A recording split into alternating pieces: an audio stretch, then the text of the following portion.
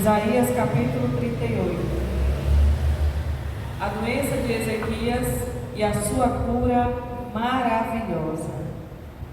Quem é que tem poder para curar? Quem é? Jesus. Amém? Então Ezequias ele adoeceu. E quem era Ezequias? Ezequias era rei de Judá. Era da linhagem de Davi, do rei Davi. E Ezequias ele havia vencido uma batalha contra o rei Senaqueribe. E nessa batalha, quem venceu por ele foi o próprio Deus, porque Senaqueribe estava afrontando o Deus vivo na carta que ele enviou para Ezequias. Então, depois dele ter vencido essa batalha contra o rei Senaqueribe, ele adoeceu. E a Bíblia diz assim: a doença de Ezequias e a sua cura maravilhosa. Naqueles dias, Ezequias adoeceu de uma enfermidade mortal. Veio ter com ele o profeta Isaías, filho de Amós, e lhe disse: assim diz o Senhor, põe em ordem a tua casa, porque morrerás e não viverás.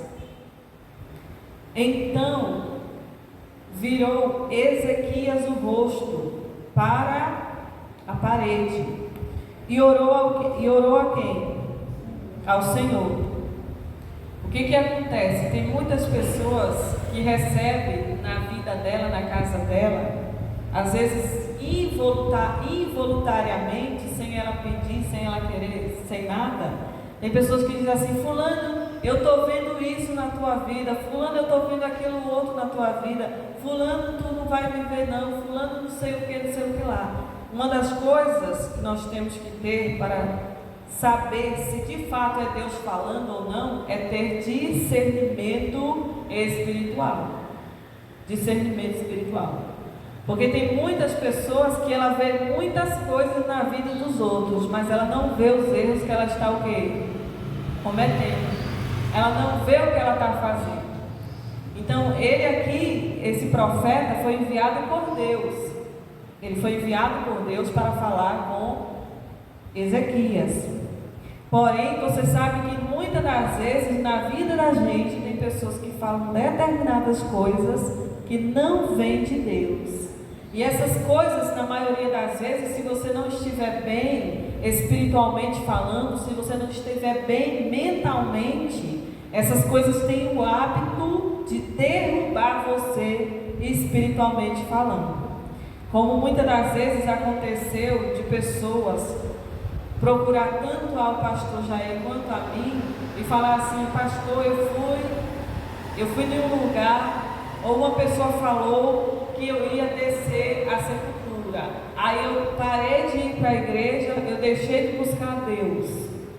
Uma certa vez o apóstolo entrou no ônibus, eu não sei se você já viu ele contando isso aí. Ele entrou no ônibus com a bispa. Aí o homem falou assim: eu estou vendo 2 caixões. Aí o apóstolo, delicado como ele é, ele falou assim: então monte uma funerária.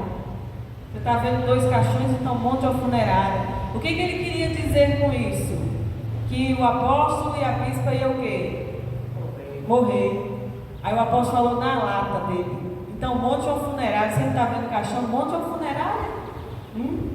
Nós temos que ter a palavra, o quê? Certa para falar na hora certa, no momento certo. Tem certas palavras que as pessoas falam a nosso respeito que não vêm de Deus. Vem direto do inferno para prejudicar a gente, para colocar a gente lá para baixo, para derrubar mesmo a gente. Então Ezequias, quando ouviu aquela palavra, quando ouviu aquilo que Isaías falou para ele, ele virou o rosto para a parede e orou a quem? Ao Senhor. A primeira coisa que uma pessoa faz quando ela recebe uma notícia ruim, quando ela recebe algo ruim, é ela orar a quem? Ao Senhor.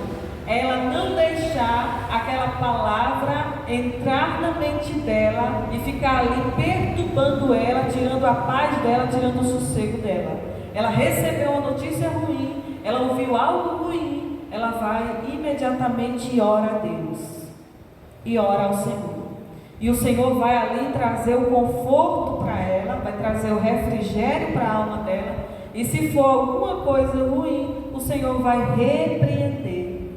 Vai repreender. Aí diz assim: então virou o rosto para a parede e orou ao Senhor.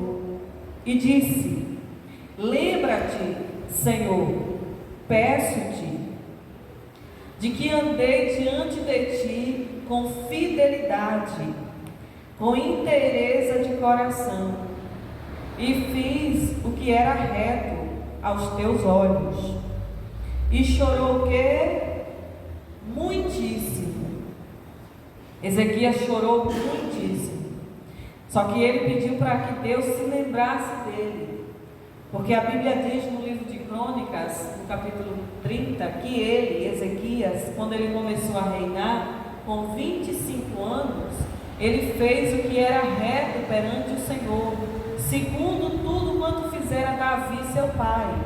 Então ele tinha respaldo para entrar na presença de Deus e falar: Senhor, lembra de como eu andei diante da tua presença, com fidelidade, com inteireza de coração. Ou seja, ele servia a Deus de coração inteiro, ao passo que o pai dele, que era Acais, se desviou da presença de Deus e passou a servir outros deuses. Ezequias, enquanto teve vida, não deixou de servir ao Deus verdadeiro. Por isso que ele entra na presença de Deus, falando para que Deus se lembre de como ele andou com inteireza na presença de Deus. Só que Deus não se esquece. Deus não se esquece. Mas está escrito aqui para deixar de exemplo para nós, porque todos nós temos acesso a Deus através das nossas orações, através das nossas súplicas. Ele poderia chegar aqui e dizer: Isaías, pelo amor de Deus, intercede por mim, pede a Deus por mim. Não, ele foi falar diretamente com Deus. Ele falou direto com Deus. E Deus fez o quê? Aí diz assim: então, versículo 4, veio a palavra do Senhor a Isaías, dizendo: vai e dize a Ezequias: assim diz o Senhor, o Deus de Davi, teu pai: ouvi a tua oração e vi as tuas lágrimas. Acrescentarei, pois, aos teus dias 15 anos.